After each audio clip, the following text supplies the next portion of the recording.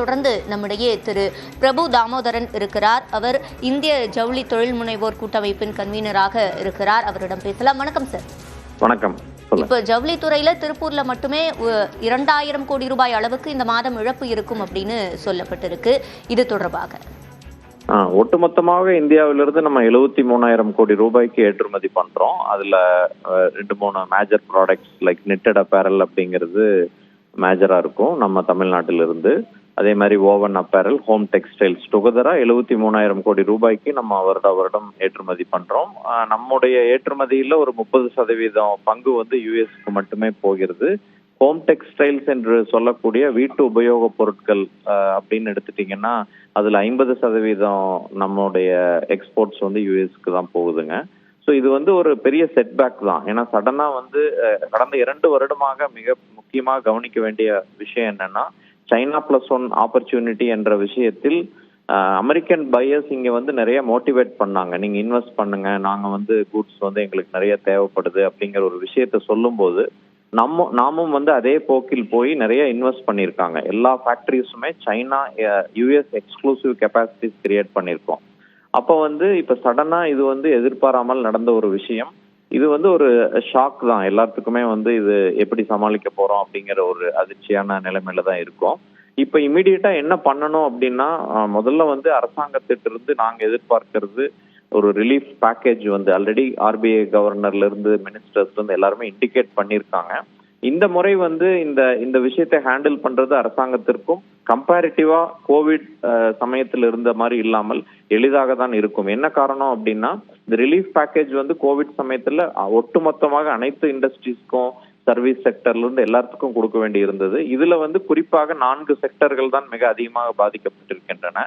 அதனால ஒரு targeted interventions வந்து, அதுவும் டைரக்ட் இன்டர்வென்ஷன்ஸ் நாங்க எதிர்பார்க்கிறோம். நம்பர் 1, எப்பவுமே வந்து இன்வெஸ்ட்மெண்ட்ஸ் நிறைய இந்த கடந்த 2-3 வருடங்கள் நடந்ததுனால அனைவருக்குமே டேர்ம் லோன் என்று சொல்லக்கூடிய வங்கி கடன் அதிகமாக இருக்கும். ஒரு வருடத்திற்கு அந்த வங்கி கடனை இந்த மாதிரியான பாதிக்கப்பட்ட துறையான டெக்ஸ்டைல் அண்ட் அப்பேரல் செக்டருக்கு ஒரு வருடத்திற்கு தள்ளி போடுவது என்பது மிக முக்கியமான விஷயம். ஏன்னா ஆபரேஷன்ஸே அசால்ட் ஆகும்போது, ஆபரேஷன்ஸே பண்ண முடியாம இருக்கும் பொழுது வங்கிக்கு நாம் திரும்பி கட்ட வேண்டிய அந்த விஷயத்தை ஒரு வருடத்திற்கு தள்ளி போட வேண்டும். இரண்டாவது, நம்ம எக்ஸ்போர்ட்ஸ் வந்து இந்த நம்பர்ஸ் இன்ஃப்ராஸ்ட்ரக்சர் கிரியேட் பண்ணிட்டோம். இதை வந்து நம்ம யூஸ் பண்ணணும். உடனடியாக நம்ம எந்த சந்தையை போய் நம்ம பிடிப்பது அப்படின்னா, இப்ப யூரோப்பியன் யூனியன்ல நமக்கும் வங்கதேசத்துக்கும் நமக்கும் வியட்நாமுக்கும் கம்பேர் பண்ணா அவங்களுக்கெல்லாம் 0 டியூட்டி, நமக்கு 12% இருக்கு. ஏன்னா நம்ம இன்னும் எஃப்டிஏ சைன் பண்ணல. எஃப்டிஏ சைன் பண்ணுவதற்கான மிக அதிதீவிர முயற்சியை மத்திய அரசு எடுத்துக்கொண்டிருக்கிறது. ஆனால் அதற்கு டைம் எடுக்கும். எப்பவுமே எஃப்டிஏ சைன் பண்ணாலுமே அதனுடைய parliament approval it will take lot of time. அதனால உடனடியாக நம்முடைய கெப்பாசிட்டிஸ் இருக்கிறதுனால யூஎஸ்ல இந்த மாதிரி சேலஞ்சஸ் வரும்போது யூரோப்பியன் யூனியன் கிட்டத்தட்ட 15% யூஎஸ் விட அதிகமா குளோபலா அப்பேரல் இம்போர்ட் பண்றாங்க. $90 பில்லியன் வருடம் பண்றாங்க. ஸோ ஒரு டைரக்ட் இன்சென்டிவ்ஸ் வந்து அப்பேரல் மேக்கர்ஸ்க்கு நம்ம மற்ற நாடுடன் போட்டி போடும்போது நம்மால் ஏன் போட்டி போட முடியவில்லை என்றால் அந்த 12% மற்ற நாடுகளுக்கு சலுகைகள் வழங்கப்பட்டிருக்கின்றன. அந்த மாதிரியான விஷயத்தை ஒரு டைரக்ட் இன்சென்டிவா கொடுத்தால் இந்த யூனிட்ஸ் வந்து இந்த யூஎஸ்ல கிடைக்கிற இந்த லாஸை வந்து காம்பன்சேட் பண்ண முடியும். ஸோ எனி எக்ஸ்போர்ட் இன்சென்டிவ்ஸ் டைரக்டா கிடைத்தால் மட்டுமே நம்மால் குறுகிய காலத்தில் இதை மேல வர முடியும். மூன்றாவது, யூஎஸ் வந்து ஒரு இக்னோர் பண்ண வேண்டிய மார்க்கெட் கிடையாது. தொடர்ச்சியாக அரசாங்கம் அவர்களுடன் பேசி, ஏன்னா இந்த மாதிரி நிறைய ட்ரேட் வார்ஸ்ல பார்த்தோம் அப்படின்னா என்கேஜ்மெண்ட்ஸ்ல ஒரு சொல்யூஷன் வரும். நம்ம ஒன்றும் எதிரி நாடு கிடையாது. World's 2 largest democracies. ஏதோ ஒரு ஜியோ பொலிட்டிக்கல் ரீசன்னால இந்த விஷயம் நடந்திருக்கு. ஸோ இது வந்து கண்டினியூஸ் என்கேஜ்மெண்ட்ல நம்ம வந்து இதை சரி பண்றதுக்கான முயற்சிகளை அரசாங்கம் தொடர வேண்டும்.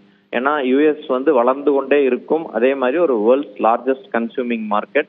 ஸோ அரசாங்கம் அதை பத்தியும் அவங்க கண்டிப்பா இது வந்து நம்ம தனிநபர் சிந்திப்பதை தாண்டி ஒரு பெரிய விஷயமாக உருமாறி இருப்பதால் அரசாங்கம் அதற்கான முயற்சிகளை தொடர்ச்சியாக எடுக்கும் என்று நாங்கள் நம்புகிறோம்.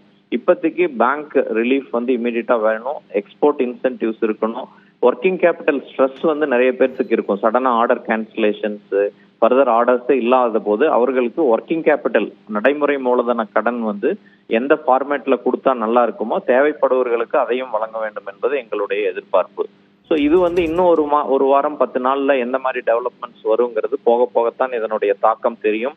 இது ஏதோ ஒரு துறைக்கு மட்டுமல்ல. ஃபார் எக்ஸாம்பிள், அப்பேரல் யூனிட்ஸ்க்கு ஆர்டர் இல்லை என்றால் fabric maker, knitting unit, weaving unit, spinners, spinning mills அனைவருக்குமே இதனுடைய பாதிப்பு இருக்கும். ஸோ எந்த சலுகைகள் கொடுத்தாலும் ஒட்டுமொத்த துறைக்கும் கொடுக்க வேண்டும் என்பதும் எங்களுடைய எதிர்பார்ப்பு.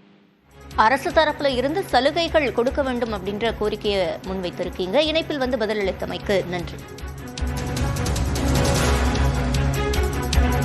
அமெரிக்காவின் 50% வரி இன்று முதல் அமலுக்கு வரும் நிலையில் இது ஏற்படுத்தும் தாக்கம் தொடர்பாக பார்த்து வருகிறோம்.